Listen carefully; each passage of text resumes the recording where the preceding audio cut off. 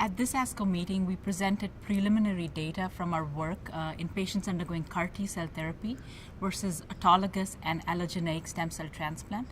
And what we wanted to focus was on the patient's perspective. You know, different studies are looking at the efficacy of CAR T-cell therapy, and they've shown a lot of promise. But what we wanted to evaluate was, as there's a lot of toxicity seen with CAR T-cell therapy, especially short-term toxicity like cytokine release syndrome, neurotoxicity, and other short-term side effects, and the long-term side effects are yet unknown, we wanted to compare them to established forms of cellular therapy like autologous stem cell transplant and allogeneic stem cell transplant. So in this study, we have 3 prospective cohorts of patients, those undergoing CAR T-cell therapy, those undergoing autologous transplant, and those undergoing allogeneic transplant.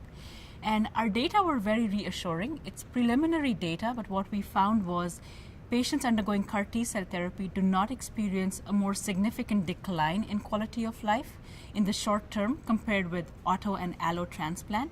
In fact, when you look at the subdomains of quality of life, the most important ones being the physical well-being, so what a patient can do, and functional well-being, how they can function in their day-to-day, they actually seem to decline less in patients with CAR T-cell therapy compared to auto transplant and also compared to allo transplant.